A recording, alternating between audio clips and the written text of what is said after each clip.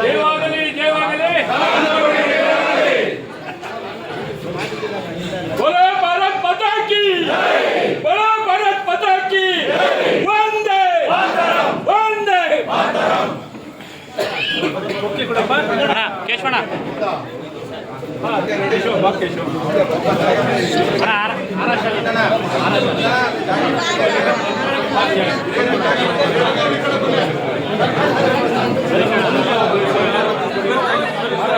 Sir ಎಲ್ಲ ಹಿಂದೆ ಹೋಗಿ ಸರ್, ಸ್ವಲ್ಪ ದಾರಿ ಬಿಡಿ, ಹಿಂದೆ ಬನ್ನಿ, ಹಿಂದೆ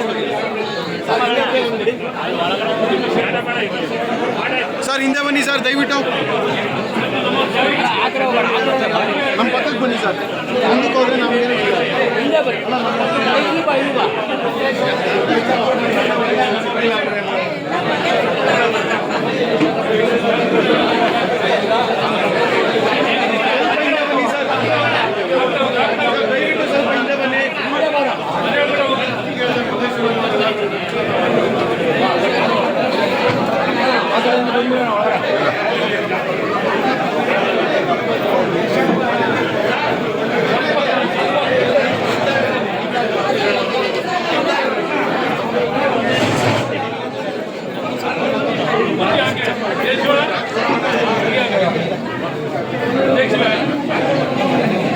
ನೆಚ್ಚಿನ ನಾಯಕರಾಗಿರುವಂಥ ಮಾಜಿ ಮುಖ್ಯಮಂತ್ರಿಗಳು, ಮಾಜಿ ಕೇಂದ್ರ ಸಚಿವರು ಆದಂಥ ಜನನಾಯಕರಾಗಿರುವಂಥ ಸದಾನಂದ ಗೌಡರ ಜನ್ಮದಿನ. ಅವರಿಗೆ ಶುಭ ಹಾರೈಸಲಿಕ್ಕೆ ಇವತ್ತು ನಾಡಿನ ಸಮಸ್ತ ಜನತೆಯೂ ಇವತ್ತಿಲ್ಲಿ ಬಂದು ಶುಭವನ್ನು ಹಾರೈಸ್ತಿದ್ದಾರೆ. ನಾನು ಸಹ ಇವತ್ತಿಲ್ಲಿ ಬಂದು ಅವರಿಗೆ ಶುಭವನ್ನು ಹಾರೈಸಿ ಸದಾಕಾಲ ಅವರ ನಾಯಕತ್ವ ಇರಬೇಕು ಮತ್ತು ಅವರ ಮಾರ್ಗದರ್ಶನ ಇದ್ದು ನಮ್ಮ ಸಮಾಜಕ್ಕೆ ಅವರ ಮಾರ್ಗದರ್ಶನ ಸದಾಕಾಲ ಇರಬೇಕು. 100 ಕಾಲ ಬಾಳಬೇಕು. ಆರೋಗ್ಯ ಎಲ್ಲ ಭಗವಂತ ಅವರಿಗೆ ಕರುಣಿಸಲಿ, ಅವ್ರ ಕುಟುಂಬಕ್ಕೂ ಅವ್ರಿಗೂ ಅಂತ ನಾನು ಪ್ರಾರ್ಥನೆ. ನೋಡಿ, ಇಂಥ ಪ್ರಬುದ್ಧರು ಇದ್ದಾರೆ, ಒಳ್ಳೆ ನಾಯಕರು ಇದ್ದಾರೆ. ಭಗವಂತ ಮತ್ತು ನಮ್ಮ ಹಿರಿಯರು ಅವ್ರಿಗೆ ಇನ್ನೂ ಒಳ್ಳೊಳ್ಳೆ ಸ್ಥಾನ ಕರುಣಿಸಲಿ ಅಂತ ನಾನು ಅವ್ರಿಗೆ ಕೊಡ್ಲಿ ಅವಕಾಶಗಳು ಅಂತ ನಾನು ಈ ಸಂದರ್ಭ ಒತ್ತಾಯವನ್ನು ಮಾಡ್ತೀನಿ.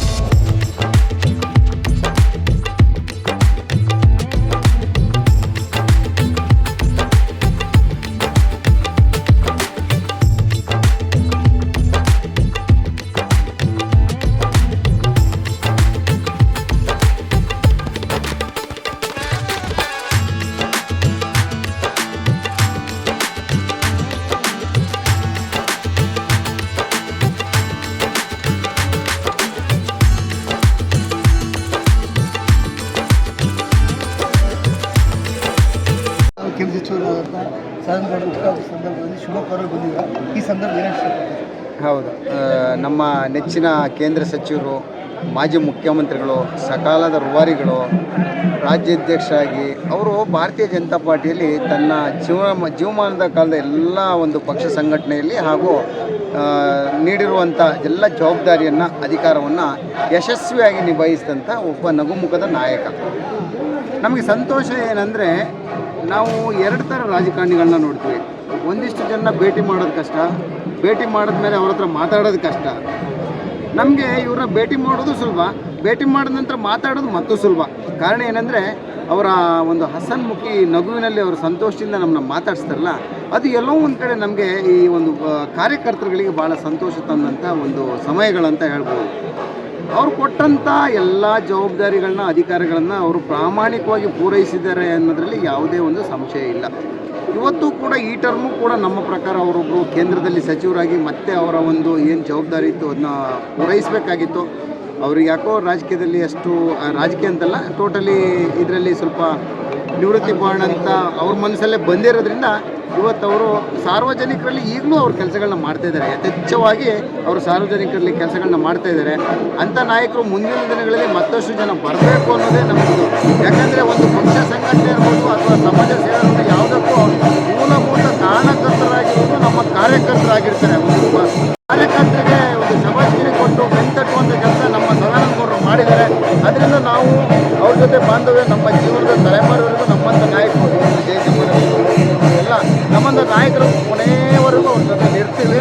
ಅವರ ಮಾರ್ಗದರ್ಶನಕ್ಕೋಸ್ಕರ ನಮಗೆ ಮತ್ತು ಈ ದೇಶಕ್ಕೆ ರಾಜ್ಯಕ್ಕೆ ಅವ್ರ ಮಾರ್ಗದರ್ಶನ ಮತ್ತಷ್ಟು ಬೇಕಾಗ್ತದೆ.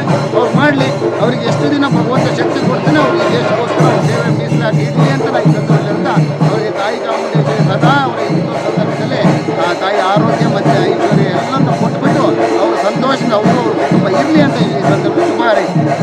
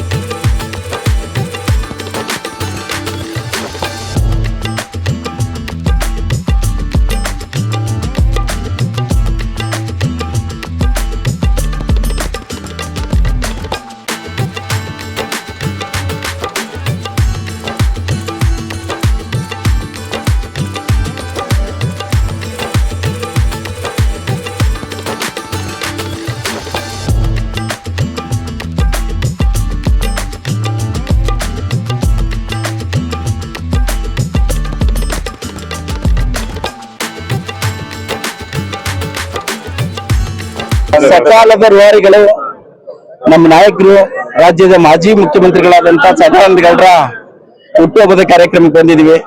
ಅವರಿಗೆ ದೇವರು ಆರೋಗ್ಯ ಆಯುಷ್ ಎಲ್ಲವನ್ನು ಕೊಟ್ಟು ಇನ್ನು ಉನ್ನತವಾದಂತ ಸ್ಥಾನ ಮತ್ತೆ ಸಿಗ್ಲಿ ಅನ್ನುವಂಥದ್ದು ಕೇಳ್ಕೊಳ್ತೀನಿ ಭಗವಂತನಲ್ಲಿ. ಅದು ನಾಯಕರುಗಳ ನಿರ್ಧಾರ ಮಾಡುವಂತದ್ದು. ಈಗ ಸದಾನಂದ ಗೌಡರದ್ದು ಹುಟ್ಟುಹಬ್ಬ ಇದೆ, ಆ ಒಂದು ಕಾರ್ಯಕ್ರಮಕ್ಕೆ ಭಾಗವಹಿಸಿದ್ವಿ. ಅವ್ರಿಗೆ ಒಳ್ಳೇದಾಗ್ಲಿ ಅಂತ ಅಷ್ಟೇ ಕೇಳ್ಕೊಳ್ತೀನಿ. ನೀನು ರಾಜಕೀಯದ ಹೊಸ ಬೆಳವಣಿಗೆಗಳ ಬಗ್ಗೆ ಏನು ಮಾತಾಡಲ್ಲ. ಕರ್ನಾಟಕ ರಾಜ್ಯದ ಮಾಜಿ ಮುಖ್ಯಮಂತ್ರಿಗಳು, ಕೇಂದ್ರದ ಮಾಜಿ ಮಂತ್ರಿಗಳು ಮತ್ತು ಮಾಜಿ ಸಂಸದರಾದಂತ ಬಿ.ಎಸ್. ಸದಾನಂದ ಗೌಡರಿಗೆ ಇವತ್ತು ಹುಟ್ಟುಹಬ್ಬ ಶುಭಾಶಯಗಳನ್ನು ಭಾರತೀಯ ಜನತಾ ಪಾರ್ಟಿ ಎಸ್ಸಿ ಪಕ್ಷದಿಂದ ಕೋರ್ತಾ ಇದ್ದೀವಿ. ಭಗವಂತ ಅವರಿಗೆ ಆರೋಗ್ಯ ಭಾಗ್ಯ ಚೆನ್ನಾಗಿ ಕೊಟ್ಟು ಇನ್ನು 106 ವರ್ಷಗಳ ಕಾಲ ಬದುಕಿ ಚೆನ್ನಾಗಿರ್ಬೇಕು. ಅವರು ಭಾರತೀಯ ಜನತಾ ಪಾರ್ಟಿನ ಚೆನ್ನಾಗಿ ಬೆಳೆಸ್ಕೊಂಡು ಹೋಗ್ಬೇಕು. ಅವರು ನಡೆದುಕೊಂಡ ಹಾದಿಗಳು ಬಹಳ ಅಚ್ಚುಕಟ್ಟಾಗಿ ನಡ್ಕೊಂಡು ಬಂದಿದ್ದಾರೆ. ಅವರು ಭಾರತೀಯ ಜನತಾ ಪಾರ್ಟಿಯಲ್ಲಿ ಹಲವಾರು ಜವಾಬ್ದಾರಿಗಳನ್ನು ತೆಗೆದುಕೊಂಡು ಬಹಳ ಅಚ್ಚುಕಟ್ಟಾಗಿ ನಿರ್ವಹಿಸಿದ್ದಾರೆ. ಭಗವಂತ ಅವರಿಗೆ ಆರೋಗ್ಯ ಭಾಗ್ಯದಲ್ಲಿ ಇನ್ನೂ ಹೆಚ್ಚಿನ ಆಸಕ್ತಿ ಕೊಡಲಿ ನಾವು ಭಾರತೀಯ ಜನತಾ ಪಾರ್ಟಿ ಎಸ್ಸಿ ಪಕ್ಷದಿಂದ ನಾವು ಶುಭಾಶಯ ಕೋರ್ತಾ ಇದ್ದೀವಿ.